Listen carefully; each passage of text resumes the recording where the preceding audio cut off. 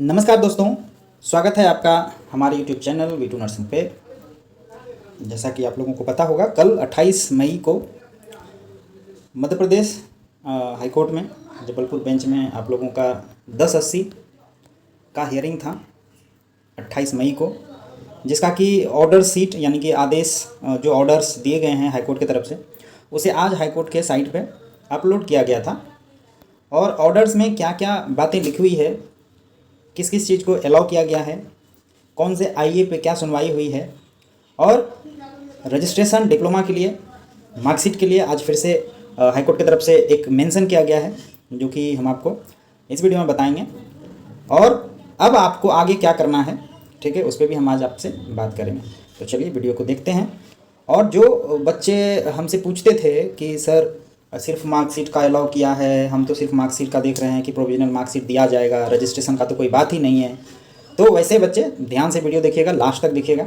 उनके लिए भी आज हम आपको आपका सारा डाउट जो है क्लियर कर देंगे, ठीक है। अगर आपको आपका डाउट क्लियर हो जाता है और आपने चैनल सब्सक्राइब नहीं किया है तो इसी बात पे आप ज़रूर सब्सक्राइब कर दीजिएगा, क्योंकि आपका डाउट को हम इस वीडियो में क्लियर करने वाले हैं, ठीक है। तो चलिए वीडियो को शुरू करते हैं। यहाँ पे हम आपको आज का ऑर्डर जो हाई कोर्ट की तरफ से दिया गया है, हम उस पर बात करेंगे। देख लीजिए, in the high court of Madhya Pradesh Jabalpur 10/80/2022, date 28/5/2024 का ये ऑर्डर है, ठीक है। सारे एडवोकेट हैं, जनरल हैं। आप आगे जाइए यहाँ पे, और इसमें से आपको पहले बता दें कि कुछ आईए जो है ना, डॉक्यूमेंट्स रिकॉर्ड पे देने के लिए भी लगा हुआ था, जिसका कि डॉक्यूमेंट्स रिकॉर्ड पे लेने के बाद आईए को डिस्पोज किया गया। तो जो आईए इम्पोर्टेंट है, ठीक है, उसी को हम आपसे बात करेंगे। बाकी जो अपने लोगों के काम नहीं है, ठीक है, उस पर कोई बात करने की आवश्यकता नहीं है, ठीक है, तो इसीलिए हम उसको अवॉइड करेंगे। और जो री इंस्पेक्शन का बात था, ठीक है, जो कोर्ट के द्वारा री इंस्पेक्शन का जो है अलाउ कर दिया गया है। री इंस्पेक्शन मतलब क्या होगा कि इससे बच्चों को कोई परेशानी नहीं है, ठीक है। री इंस्पेक्शन अगर 169 कॉलेज का फिर से किया जा रहा है तो यह जो है बिल्कुल फास्ट फॉरवर्ड में तरीके से करवाया जाएगा, ठीक है। जिस कॉलेज पे डाउट्स है उसी कॉलेज को जल्दी से जांच करके रिपोर्ट दे दिया जाएगा, तो इससे बच्चों को कोई दिक्कत नहीं होगा। जो पहले के ऑर्डर्स हैं उस पर किसी प्रकार का कोई प्रभाव नहीं पड़ेगा।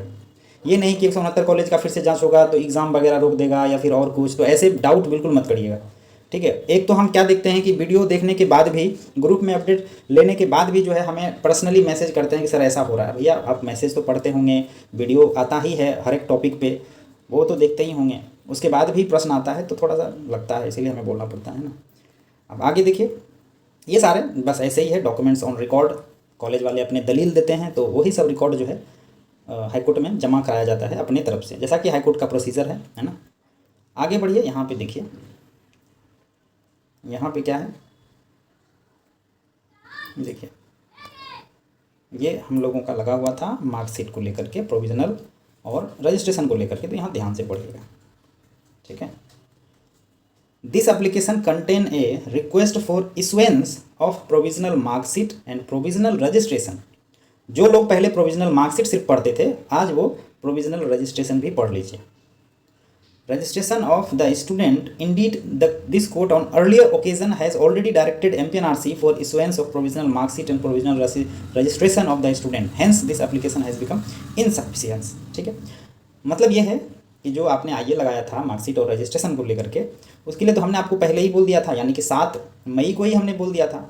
लेकिन उस टाइम जो है शायद 5178 को डिस्पोज किया गया था, 5176 को नहीं किया गया था, है ना। इसी डाउट के लिए हमारे पास बहुत मैसेज आया था कि सर, हमने आपको उससे वीडियो में बताया था पहले कि भैया 5176 और 5178 जो है दोनों एक ही है, दोनों में एक ही बात लिखा हुआ है, और दोनों आईए जो है मार्कशीट के लिए था, रजिस्ट्रेशन के लिए था। तो ये जो ऑर्डर है आज का, इसमें कोर्ट ने साफ कर दिया है कि आपको प्रोविजनल मार्कशीट और प्रोविजनल रजिस्ट्रेशन स्टूडेंट को दे देना है, ठीक है। इसीलिए ये आईए जो है निष्क्रिय किया जाता है, यानी कि ये इनसफिशियंस हो गया है, इसको ख़त्म करिए। हमने तो आपको पहले बता दिया, देना है तो देना है, तो देना है तो देना है। तो आप आपके पास मन में कोई डाउट नहीं रखिएगा कि सर मार्कशीट देगा क्या, रजिस्ट्रेशन नहीं देगा क्या। अरे भैया सब कुछ मिलेगा आपको, बशर्ते हमारा जो डाउट था, जो हमने आपको पिछले वीडियो में बताया था कि एनओसी को लेकर के अभी भी चर्चाएँ चल रही है। हमने आपको पिछले वीडियो में बताया था कि रजिस्ट्रार से जब एनओसी के बारे में अदर स्टेट में ट्रांसफ़र के लिए जब उनसे बात की थी, तो उन्होंने कहा था कि वो अपने उच्च अधिकारियों के साथ, ठीक है, उच्च अधिकारियों के साथ इस पर डिस्कस करने के बाद निर्णय लिया जाएगा। तो ठीक है ना, देख लेते हैं पहले मार्कशीट आ जाए, रजिस्ट्रेशन मिल जाए कम से कम एमपी का। कम से कम आप लोग रजिस्टर्ड नर्स का एक सर्टिफिकेट ले लीजिए, आरएन और आरएम, ठीक है। उसके बाद सोचा जाएगा कि हमको ट्रांसफ़र लेने के लिए आगे क्या करना होगा, ठीक है।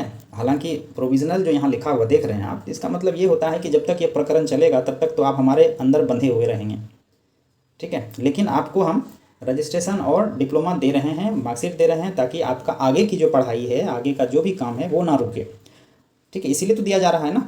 इसका मतलब ये साफ होता है कि कोर्ट जो है आगे चल के इसमें किसी प्रकार का कोई बदलाव नहीं करना चाहती है, या नहीं ही होगा। जो आपको दे दिया एक बार, तो आपको घर से फिर वापस थोड़ी मांगेगा कि ये सर्टिफिकेट जो हम आपको दिए थे प्रोविजनल वाला वो हमको दे दीजिए, दूसरा आपको देते हैं, ऐसा नहीं होगा।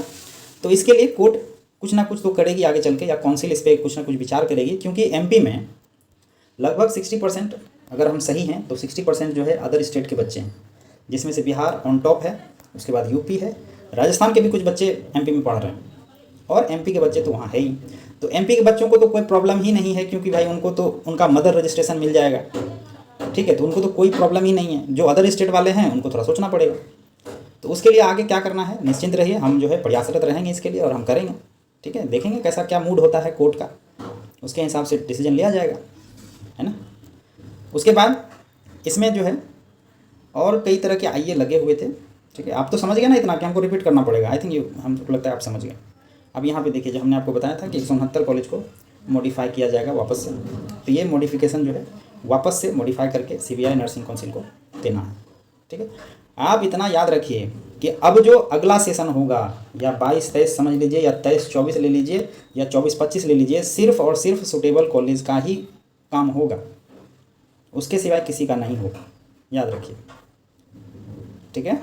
और देखिए, जो इंस्पेक्शन होना है वापस से, वो पहले के रूल के हिसाब से होना है, ठीक है। इसीलिए आगे की कार्रवाई जो है अभी थोड़ा सा होल्ड करिए, और वापस से री इंस्पेक्शन करके हमको 169 कॉलेज का रिपोर्ट जो है जल्दी से दीजिए।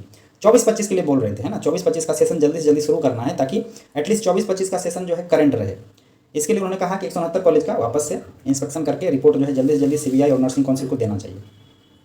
उसके बाद अगला जो है, यहाँ पे देखिए, ये जो आईए लगा हुआ था, ये बीएससी नर्सिंग के जो बच्चे अनसुटेबल कॉलेज के थे, 56 कॉलेज के थे, उसके लिए लगाया हुआ था कि एग्ज़ाम में पार्टिसिपेट करने के लिए अलाउ किया जाए, तो उन्होंने अलाउ कर दिया, इसीलिए ये बर्थलेस हो गया, यानी कि ये कोई काम का अब आईए नहीं रहा, इसको डिसमिस किया जाए। आगे बढ़िए, आगे जो देखिए यहाँ पे 5134 है, ये डिफिशियंट कॉलेज को इन्होंने कहा था कि भैया आप इतने समय में अपनी डिफिशेंसी को दूर करिए, और दूर करने के बाद जो कमेटी बनी है, अपने कमेटी में जो 3 लोगों का कमेटी बनाया था, उस कमेटी को एक रिपोर्ट सौंपिए कि हमने जो डेफिशिएंसी आपने बताया था वो डेफिशिएंसी हमने दूर कर लिया, ठीक है। देखिए, committee about removal of deficiency, the committee shall take into account and interim this court accordingly. और जब सारे डिफिशिएंसीज के डाटा कमेटी के पास आ जाएंगे, तो कमेटी का काम है कि वो कोर्ट में इसको देना है, कोर्ट में इसको सौंपेंगे। कोर्ट में सौंपने के बाद डिफिशिएंसी वाले कॉलेज जो अपना डिफिशिएंसी खत्म कर लेंगे, उसको सुटेबल लिस्ट में डाल दिया जाएगा, ठीक है। तो सिर्फ बचेंगे सुटेबल और अनसुटेबल। अनसुटेबल का तो बंटाधार हो ही रहा है, 66 कॉलेज को बंद कर दिया गया है। डिफिशिएंसी वाले कॉलेज को भी अगर वो अपना डिफिशिएंसी को दूर नहीं करते हैं, तो फिर उसको भी बंद कर दिया जाएगा, बात खत्म। और बाकी के जो 56 कॉलेज हैं, उसकी भी सीबीआई जांच तो करानी ही पड़ेगी, आज कराएं कल कराएं। सीबीआई जांच होने के बाद ही डिफाइन होगा कि कितने कॉलेज सुटेबल हैं, अनसुटेबल हैं। तो इसका भी जाँच होने के बाद एक लिस्ट और आएगा। अब जो बच्चे सोच रहे होंगे कि सर पहले लिस्ट में तो मेरा नाम ही नहीं है कॉलेज का, तो इंतजार करिए, सेकंड लिस्ट जो है आने वाली है। सेकंड लिस्ट जुलाई में हमको लगता है आएगा, या फिर 30 तारीख को फिर से हेयरिंग लगा है, लेकिन मुझे तो मुश्किल लग रहा है कि सेकंड लिस्ट जो है जुलाई में ही दिया जाएगा सीबीआई के द्वारा। सेकंड लिस्ट में आपके कॉलेज का नाम डेफिनेटली रहेगा, ठीक है। उसके बाद सब ठीक है। बाकी आईए जो है अलग अलग कामों के लिए लगा हुआ था, तो सबको जो है डिस्पोज किया गया है। उसके बाद जो भी काम है सारा हो ही रहा है धीरे धीरे, ठीक है। देखिए यहाँ पे